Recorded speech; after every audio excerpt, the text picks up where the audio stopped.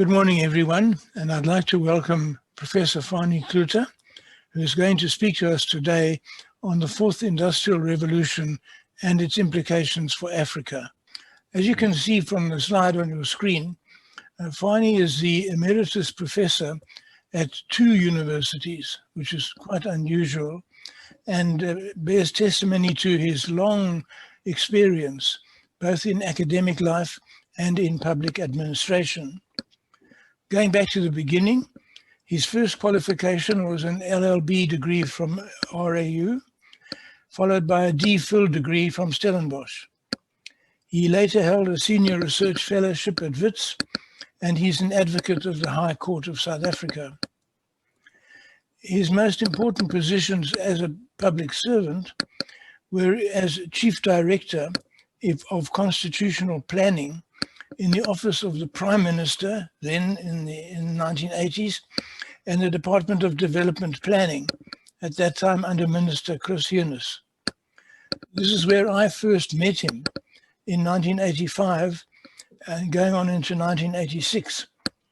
I was then Managing Director of the Urban Foundation, and we were negotiating with Minister Yunus's department about the complex of laws known as influx control.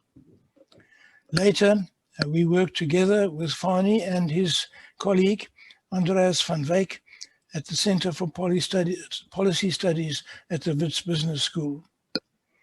In more recent times, Fanie has specialized in training public servants, with particular reference to the latest developments in thinking about the future challenges faced by public managers. And one of these challenges is the topic of his talk today: promise and pitfalls of the fourth industrial revolution for sustainable development in Africa. Thank you for being with us, Fanie, and over to you. Thank you, Robin. I appreciate your gracious introduction. I will be trying to explain a little bit the promise and the pitfalls of the use of technology and the management of technology, which is frequently in many quarters seen as a panacea for human development and development in general, especially in Africa, in order to achieve sustainable outcomes.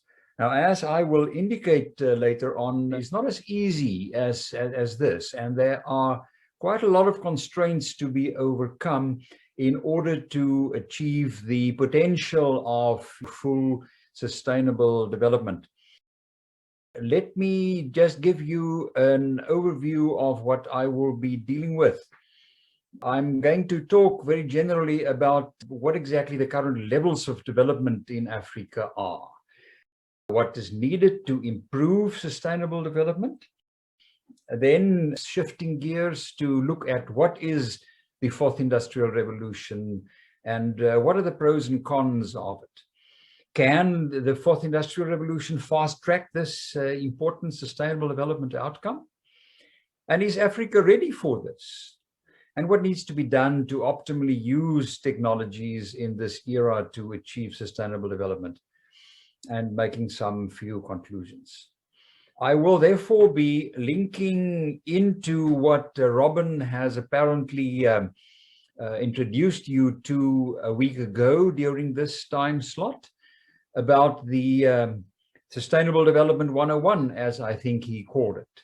And I will be using that as a departure point and trying to look at the implementation of many of these principles of sustainable development and the fast tracking of these principles through the use of technologies in a more consistent and coherent manner.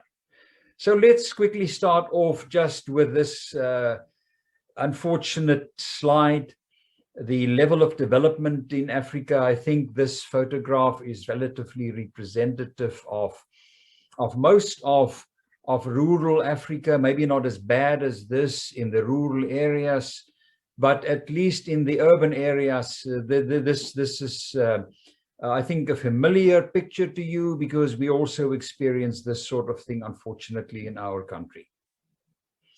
So if you want to have a sustainable improvement in lifestyles, there's quite a lot that needs to be done. And against this background, there are very interesting, maybe too idealistic approaches by international development organizations that say that, high tech can be used even in this underdeveloped scenario in order to improve conditions of life. Well, let's have a look at all the elements, that underlie this assumption. I've quoted for you here a report or an extract of a report by the United Nations Economic Commission in Africa in 2012 about sustainable environmental development on the continent, where very briefly it says that, if I can just quickly go over it, there are monumental, especially environmental challenges requiring urgent attention. Among the most visible is the challenge of achieving balanced integration of the three pillars of sustainable development in planning, budgeting, and implementation. Those three pillars are the economic, the social, and the environmental pillars that are all joined together by what we call the institutional pillar or the governance pillar that is supposed to manage the planning and implementation and improvement of these programs. There is therefore a pressing need for national and sub-regional economic policies adequately to address environmental consequences. Mechanisms and administrative systems dealing with environmental issues are still weak. There is also still insufficient public awareness about the real causes and magnitude of environmental problems and the consequences of not dealing with them. And then there is inadequate forecasting of emerging environmental problems. Now, this is purely focused on the environmental, but as we know by this point in time, there is a very close relationship between the environmental, the social, the economic, and the institutional aspects of society. And then the last quote for now from that same report about sustainable social development. The key elements in the analysis of sustainable social development include the extent of social sector development, poverty eradication, and the level of inequality. The region recorded a number of success stories. So it's not only doom and gloom, but there have been a number of success stories in the achievement of the Millennium Development Goals, nowadays replaced by the Sustainable Development Goals. And in terms of the Sustainable Development Goals, as Robin had indicated to you last week, the idea is literally to eradicate indigent poverty across the world. It is not so easy, but there is a lot of progress that is made. Evidence is strong and encouraging that with the right policy mix, the efficient use of resources, improved governance, and enhanced and sustained international support, if that happens, then we might achieve many of the Sustainable Development Goals by now. Well, that's an interesting objective to try to pursue. So let us just look, unfortunately, at some of the challenges for these developmental programs in Africa, especially in the social term. I've summarized here on the left of the screen some of the most problematical areas. Population explosions, a very young population, high levels of illiteracy, low self-esteem and efficacy. The population is mostly rural, although urbanization takes place very fast these days. They don't have lots of transport available. There aren't many roads, especially in the rural areas. They are not very mobile, therefore.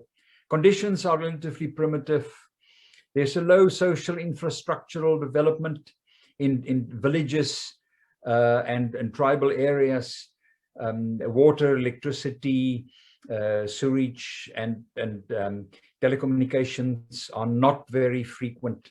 There's a lack of basic services. We are all familiar, I think, of these existing conditions in many of our rural and poorer areas, even in urban villages. In terms of cultural development, traditional tribal values and practices are frequently still incompatible with developmental requirements. We've got the problem of land tenure, collective ownership or communal ownership of land in many cases, as we see in rural Natal also in this country. Women are playing a very submissive and underappreciated role in many of these areas. We've got huge extended families that have to club together to make a living and to survive. In terms of religion, there are lots of modern European religion and indigenous African religion clashes that underlie many of the violent conflicts on the continent. The work ethic is not the European, Western, Calvinistic, as we know it, Weberian work ethic. Productivity is sometimes low. There is also an elite exploitation of masses in terms of political leaders especially. And few interest groups and civil society is not very strongly organized. Economic development. Gaps between rich and poor. The two photographs that I have for you on the screen, like all the other photographs, are linked with hot links, with active links to articles explaining in more detail the backgrounds, explaining the history of these photographs that I'm showing. This is a strike that happened in South African gold mines some time ago. At the bottom here, you see a Daily Maverick article about unemployment rates, people, sitting day in and day out next to roads, looking for jobs, which are not forthcoming in many cases.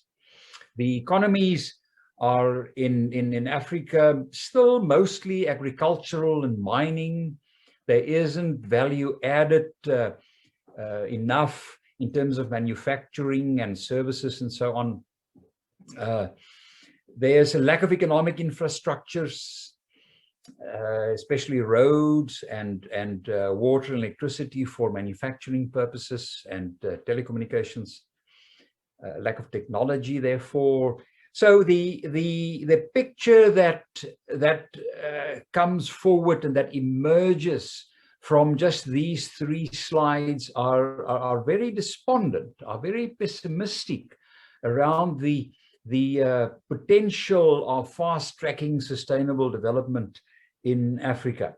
And then if we move to the political development field, I've just identified for you and selected a few slides of the political development problems. The history of African dictators here, like His Excellency, the President for Life, Field Marshal Al-Hajj, Dr. Idi Amin Dada, with all his awards, he was formerly regarded as Lord of all the beasts of the earth and the fishes of the sea and conqueror of the British Empire in Africa in general and Uganda in particular. Now, this is not the general character of political leaders in Africa, but this is an example of, in many cases, what has happened, political mismanagement for various reasons as a result of the colonial mismanagement in previous times and the inability of African governments after the end of the colonial era to really settle and stabilize their countries for various reasons. I picture here also the revolutionary chairman of the Libyan Arab Republic, brother leader Muammar Abu Minyar Gaddafi, as well as the emperor of the Central African Republic, Jean Bedel Bokassa, who crowned himself on a solid golden throne. This is a solid golden throne on which he declared himself the emperor of that country.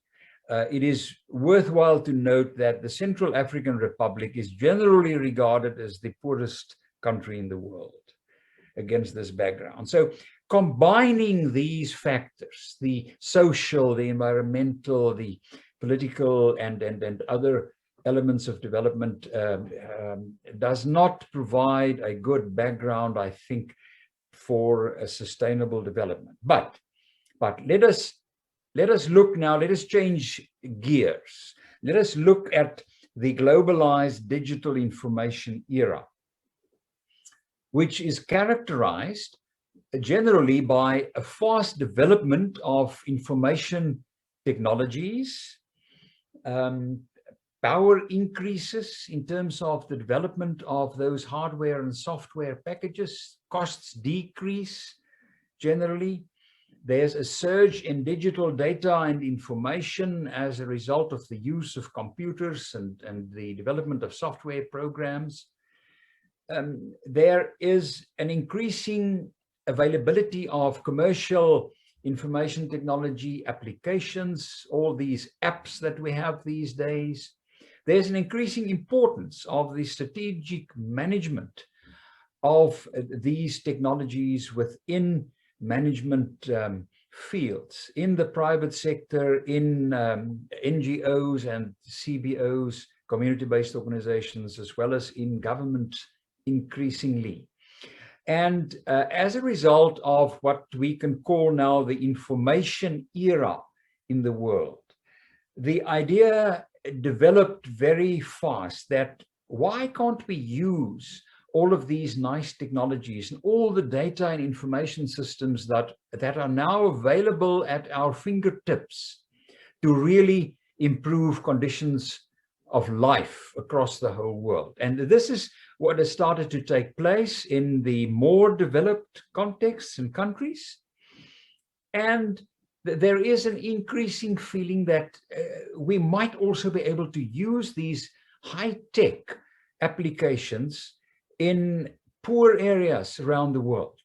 So the question is, to what extent can we use the technologies available to us that are increasingly sophisticated to improve development, even in Africa? And this is where we come to the industrial revolutions.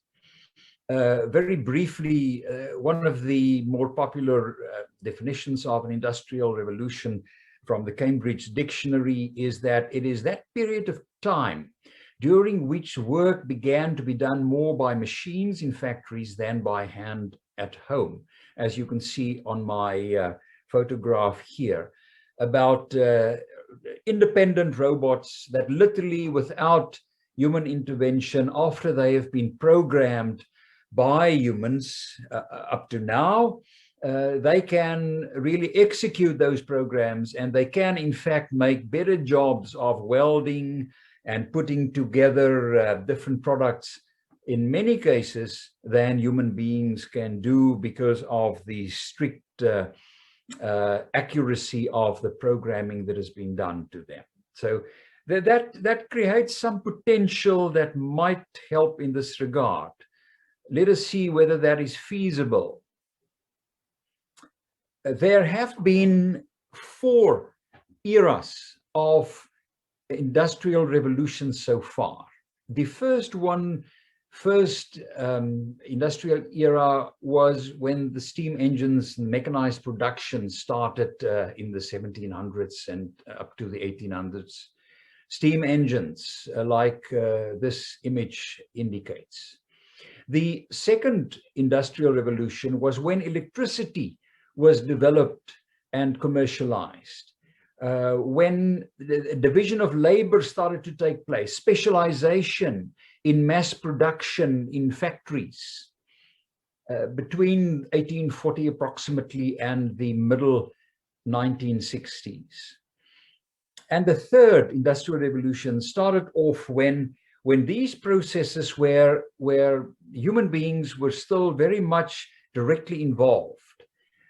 When that role of human beings started to be reduced, and when automation came in, automated production, electronics started to develop, and the information technology era kicked off between 1960 and 2000. Now, this is our era. this is at least where many of us have matured, and we can firsthand remember and experience this era. We are now, however, after 2000 in the fourth industrial revolution, which is a refinement and a coming together of the disparate different electronic applications and technologies that were available up to approximately the year 2000. The technology convergence element, the cumulative impact of all of these technologies in a coherent form, is what is called these days as the fourth industrial revolution. It basically means that technologies like electricity, like construction are coming together. They are integrated. I will show you later on a picture, for example, where houses are not built anymore purely by human laborers using concrete, mixing sand and cement and bricks together. They are printed literally by 3D printers. This is a good illustration of the converging element of technologies that characterizes the current era that we live in. And I'll give you a few examples later on. The next era that is hypothesized, that is forecast, is the fifth industrial revolution. One futurist called Ray Kurzweil, predicts that round about 2045, which is not that far away from us, it is literally about one generation in future. At that point in time, we will, as he said, reach the point of singularity, which is a technical term, meaning that it's some hypothetical future point in time when technology growth will become uncontrollable and irreversible, resulting in what we cannot fathom, unfathomable cyber-physical changes, the cyborg type of change to human civilization, where machines really might become smarter than humans. Now, okay, this is still speculation. This is just hypothetical. And at this point in time, we can just see it as science fiction still. Although I must tell you that if you look at many of the developments that take place these days, then it might not be so far-fetched. However, let us leave this as future music. Let us concentrate on the fourth industrial revolution and the current technological convergence and the cumulative impact of existing technologies, and very soon to be had future technologies to try and improve our developmental levels and make life easier for us. Here is an example of the multiplier effect of solar farms and traditional sheep farming. You can see the solar panels generating electricity, increasingly in cutting edge farming techniques and developments. This convergence takes place where absolutely high tech is combined with traditional, relatively primitive farming methods, providing shelter at least and shade for sheep. They graze here, they keep this area neat, and in the end, it is an illustration of renewable energy production that does not pollute, but in fact has important beneficial effects on the economy worldwide. This can be done at this point in time now in the Central African Republic, I would suggest, if the government of that country currently has good advice, if it has access to the resources to do this. It can be done if the solar panels can really be provided to small-scale farmers in an affordable manner, and it can leapfrog, as is the term that is used increasingly these days, leapfrog traditional, relatively primitive farming methods into a situation that is really a state-of-the-art farming approach in the 21st century. Here is another example from the Netherlands, where tarred roads in the Netherlands have been replaced by solar power generating roads. So amazing technologies that means that if you drive your car or you ride a bicycle or if you walk on these surfaces, you generate electricity. And electricity is stored in batteries. They are stored in many different ways. In future, apparently even wirelessly, one can generate electricity and store them in different ways for future use. Non-polluting in many respects. There are people who say that it's not totally non-polluting because the energy necessary to construct these alloys and sophisticated materials that you use to build these roads also pollute in different ways, but at least the visible impact of this pollution is much less, and one can always try to filter out the most serious negative consequences of constructing these roads. Like I have done with all my other examples and illustrations, I've given you here a URL that you can use in order to get more information about these interesting and innovative applications of information technologies and the other technologies of the fourth industrial revolution. Here is another example of what happens at the moment in China. This is remote robotic surgery. In this specific case, this operation was performed over a distance of about 163 kilometers. This is the article where you can read more about this.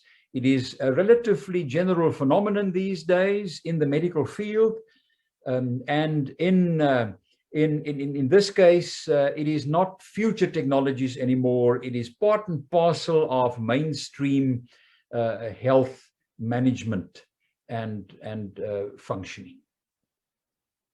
Here is my example of the recycled 3D printed Chinese apartment block. This whole building has been printed literally by 3D printers.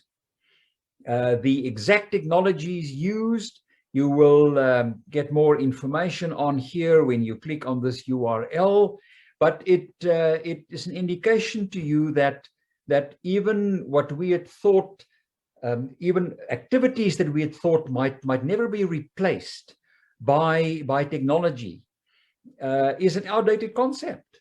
If you can start constructing buildings now by printing them, like you can these days apparently also print foodstuffs, which in the end, you know, a few years ago was still regarded as fantasy and science fiction. Not anymore. It is reality.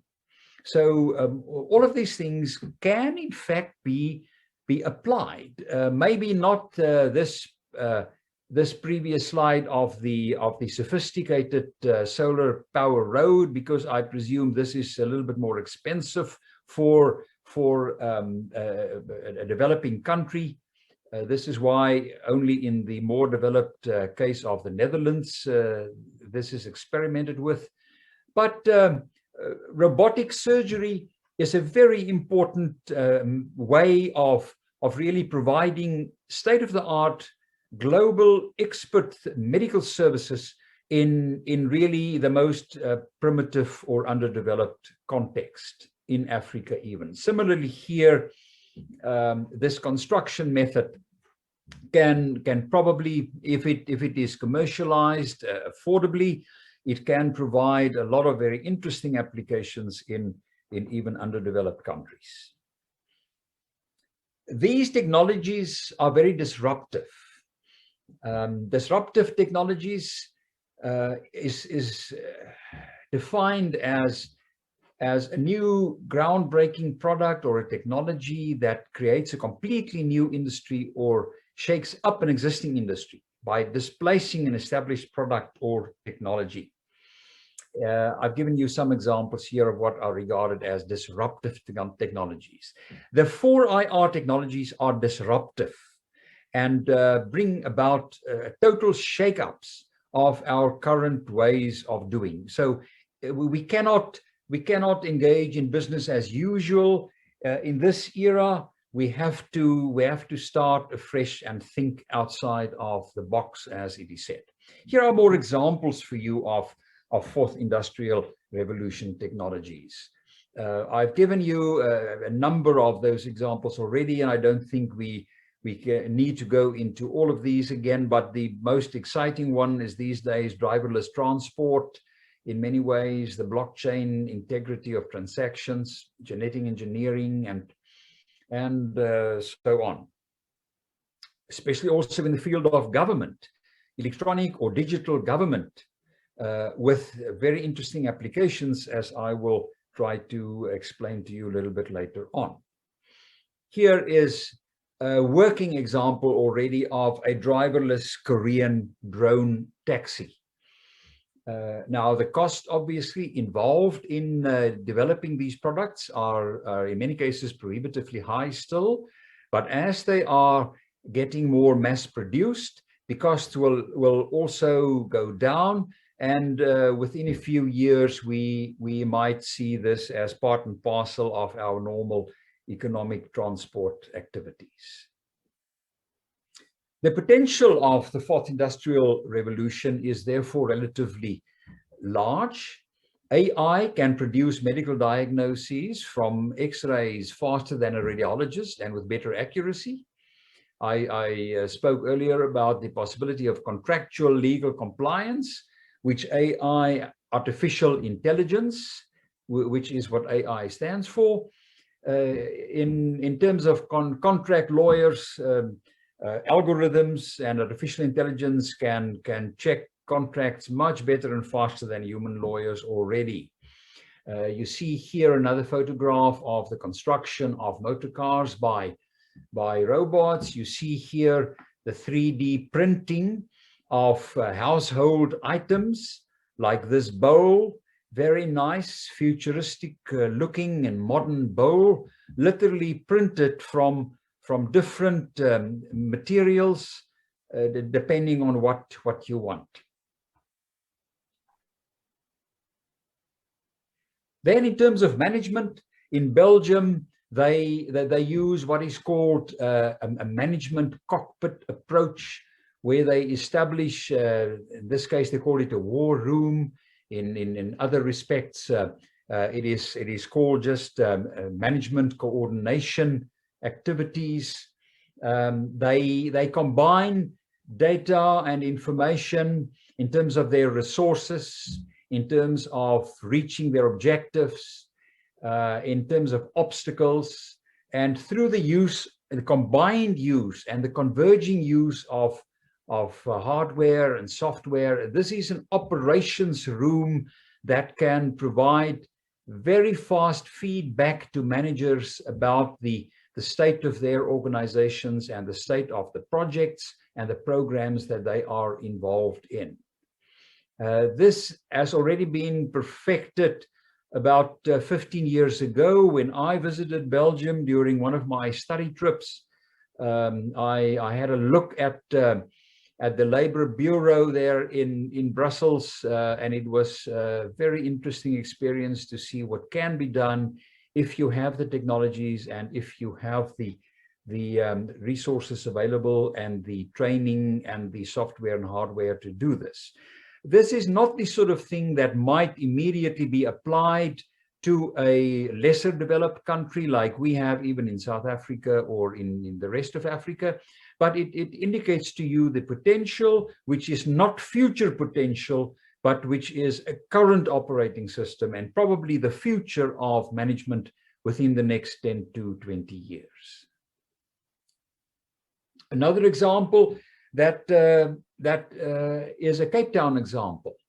Through the use of GIS, Geographic Information Systems, you can plot crime incidences like it has been done here in the Cape Metro, where you can identify where burglaries took place and where the hotspots are in terms of burglaries. 1 year to the other, you can see the changes in burglaries for example, the Helderberg Basin. You can see changes from 1 year to another in terms of crime incidences.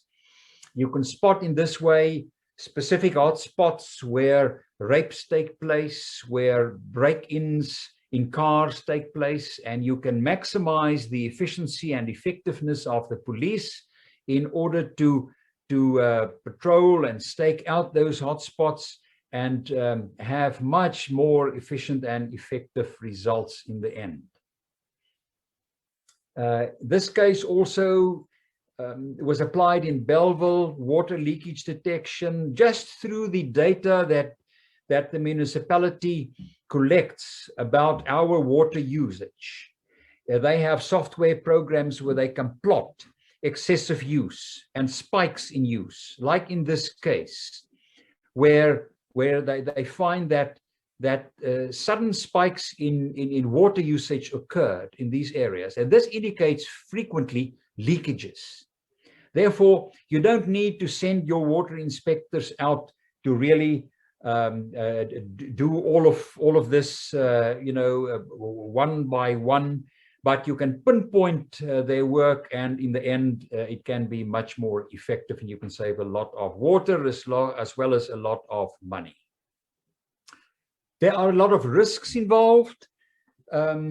I've summarized for you some of the risks in the fourth industrial revolution, the literacy levels and so on. I'm not going to go into that. I think the summary of the developmental levels in Africa have already indicated to you the risks and the constraints in applying these things. There is also the problem of misuse, of abuse of these technologies that you might find in many cases. In China, the social credit rankings are used to benefit certain individuals. They rank your social standing. If you have a traffic fine, you get a black spot against your name, like we might see very soon in terms of the e-NATIS applications in this country. Low ranking scores might penalize you and shame you. There might be travel blocks on you and so on. So authoritarian control might increase, and this has to be regulated. One can reduce these risks in a number of ways, very realistic ways. I'm not going to go into this detail. Let me focus more on a number of issues, like, for example, the implications of 4IR for Africa. As I've said, you can leapfrog maybe if you can apply some of these technologies effectively. You can restructure the economy from traditional agricultural use to manufacturing to financial services and even to the information society. And this can be done in underdeveloped areas, as I have already indicated to you. This, for example, is the electricity provision in Africa at the moment. You can see it was done in 2012. It is a reproduction and preparation of satellite photographs. You can see the provision of electricity in Africa is much less than in Europe here, as well as in the United States on this side. This is one of the biggest constraints in applying technologies to improve development.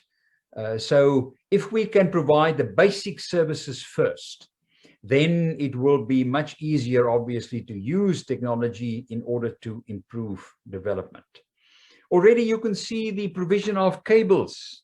This is the undersea electronic cables. that come from Europe and from the United States to Africa. And you can see the bandwidth already across the whole of Africa. So the point is the telecommunications infrastructure is there. It just needs to be prioritized by African governments, and it needs to be applied in future. And this is where the governance of these processes come in, which we unfortunately do not have at the moment. Digital divides is a very serious constraint.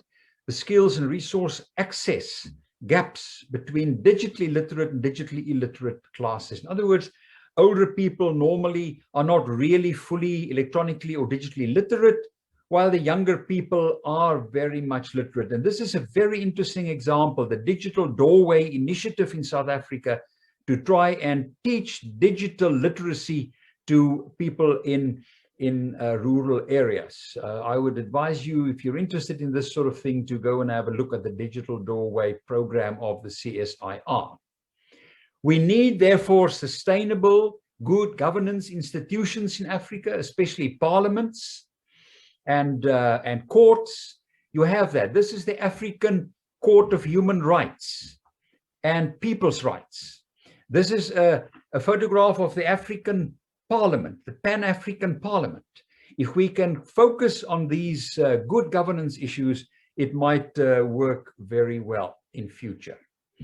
This is an example of solar power used in Outer Mongolia, for example, indicating to you what can be done.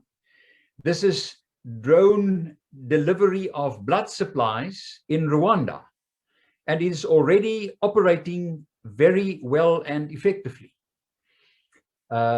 This is another use of GIS in Cape Town, in Tygerberg, where I live, where they take photographs of swimming pools and calculate the illegal and identify the illegal swimming pools where people avoid to pay property tax on the improvements of their properties. So this is very interesting application to save money by the municipality. Here is the illiterate Khoisan cyber tracker.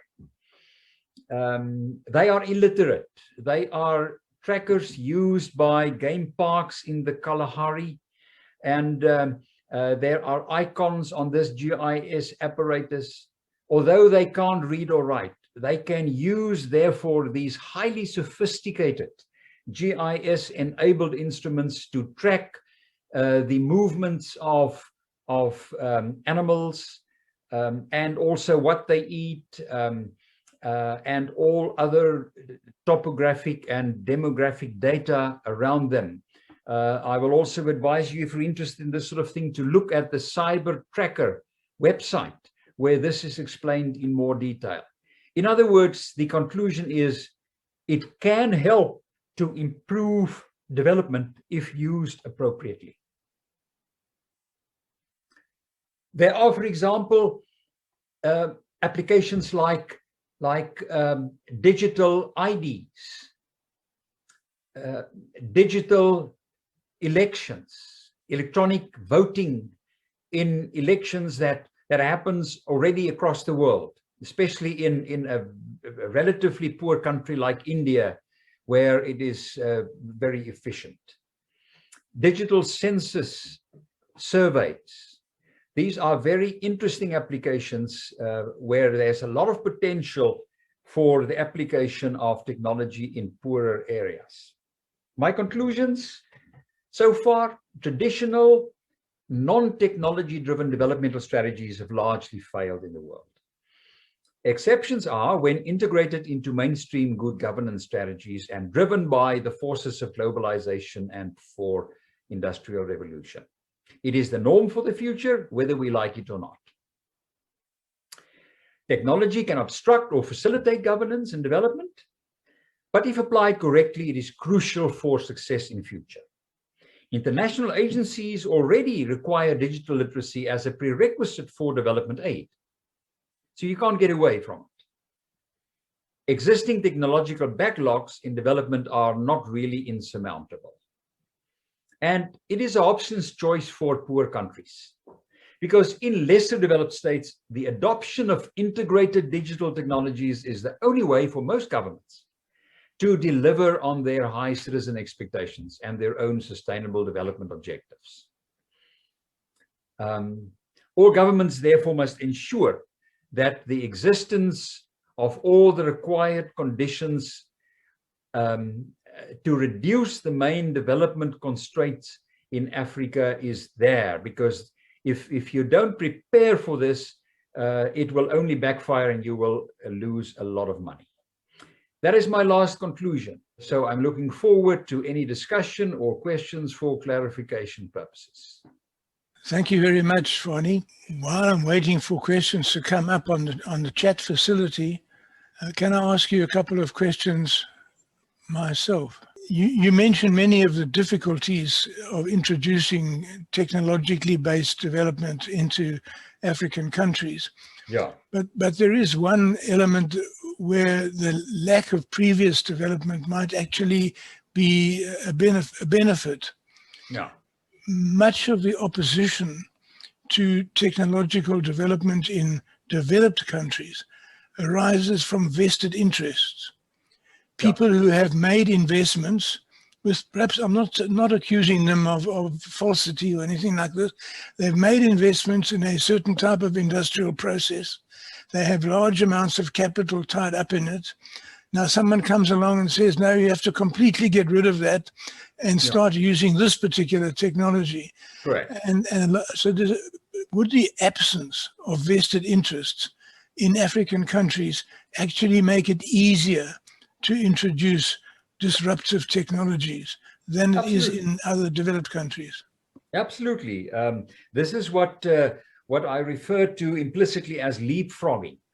You don't have what we're suffering with, what is called legacy systems in many cases. You know, outdated systems, self-developed systems. You're starting afresh, and if you can get a good political decision to the benefit of the citizens, really can use the best technologies, the latest technologies, and do it in a way which is sustainable, then obviously you have an advantage. And this is why the use of these very sophisticated technologies, as I've indicated to you, even in outer Mongolia, you know, or in other faraway places that might be seen as very primitive and underdeveloped, why it can be used effectively. It's just a question of good governance and management to take the right decisions and to do it to the benefit of the citizens. Okay, that clears up one issue for me. Can I ask anyone who would like to make a question, put a question or make a comment to do so? Here's one come up on the chat facility. It's from Gert Klaassen.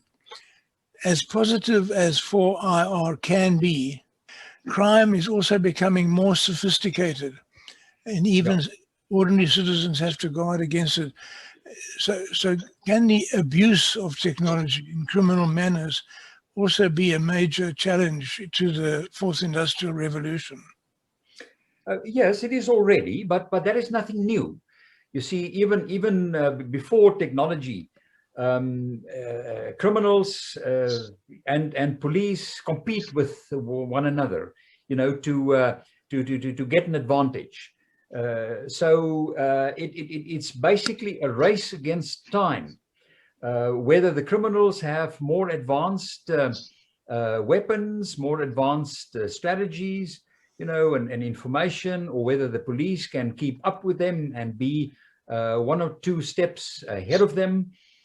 You've got similar problems with technology also, yes. So the problem of security and safeguarding information will always remain a problem, but there are also technologies like blockchain and these quantum computing technologies that are becoming more and more sophisticated, and will in future probably be affordable to assist in this process. Another question also from Gert. Could you say a few more words, please, about the management cockpit from Brussels? Okay, I suggest that you also follow that URL, which is a very interesting article from which I took that specific photograph. That management cockpit concept is being used increasingly in private sector enterprises, but also in public sector enterprises across the world. It basically means that you can develop your own system from the data that you accumulate from day to day. The most general application is that you separate the data around your income or your resources on the one hand, on your goals, as I've indicated in that specific photograph and the graphic, and then do performance management exercises, with dashboard technologies, which are very interesting technologies that you get in enterprise resource management and planning systems, where literally live online, you can see, for example, how many interviews are done in a recruitment agency, how many complaints are received, because all the information obviously must be captured digitally. Information that is captured on paper still is not regarded as useful at all. So you must have a network of electronic capturing systems and databases that can then be mined in the technical jargon. It can be analyzed, it can be summarized through very user-friendly methods, and by way of colored graphics, normally the sort of what we call a traffic light system, blue or green for good, yellow or amber for risky, and red, even purple for bad conditions. In that way, one can literally live online evaluate the progress of your organization from minute to minute, instead of waiting for a week or two or a month or so or a quarter to write up an evaluation report and then reacting to developments. In this way, the major benefit of the management cockpit is that you keep literally in real time up to date with good and bad developments in your management system. And you can immediately try to intervene or to turn around if there is a problem. Thanks, Fanie. Thank you very much for that comment. Pat Hart, can I ask? Yes, please, Pat, go ahead. Okay, Fanie, all this digital stuff requires electricity. Yes. And South Africa hasn't got any electricity. Its Yes. only capacity is declining. A figure that came through to me last week was that there are 2.2 million electric vehicles in the world today, and by 2025 they're going to be 40 million. Now, do you think we can catch up with the requirements of electricity? Undoubtedly, and I have literally no doubts about that, and I'll tell you why. The whole fast and accelerated development in terms of renewable energy has made the centralized energy provision approaches totally outdated. They are dinosaurs.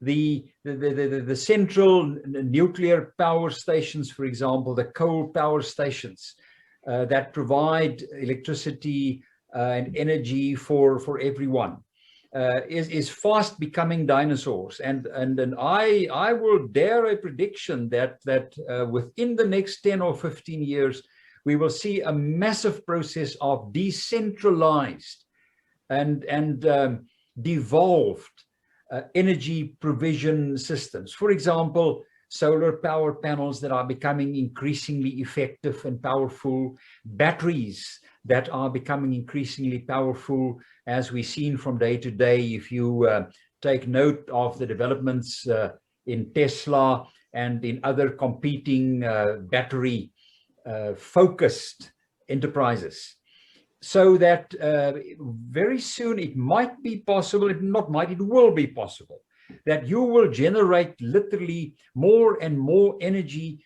to cover your own needs. And as that happens with these new renewable energy sources like wind and sun and even tide energy. Tide energy is something that is not really known in South Africa, but it is an established technology that over the last 20 to 30 years have been perfected in countries like France and in Canada and in other places. That devolution in terms of providing your own energy is one of the, what I regard as one of the most strategic trends in energy development for the future. One query and one comment, please.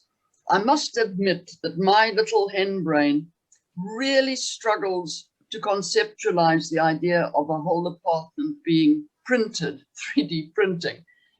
The provision of the material, the size of the printer, these things I find quite flummoxing to understand. To me, it's one of the mysteries. And then, Fanie, at the beginning of your talk, you discussed that one of the problems for Africa was that we had such a young population.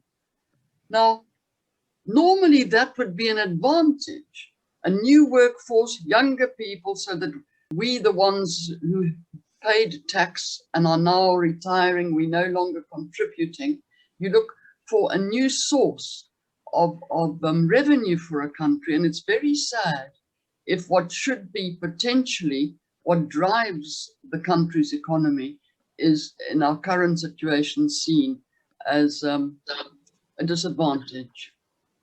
Yeah, let me quickly comment on both of those issues. Let me give you the example, Letitia, of modular panels. You know, you get these wooden houses where you construct the panel beforehand, and then you just literally bolt those panels together or join them together in different ways. Now, in terms of wooden panels, you have to get the wood, the planks and the poles, and you have to bolt or screw them together manually.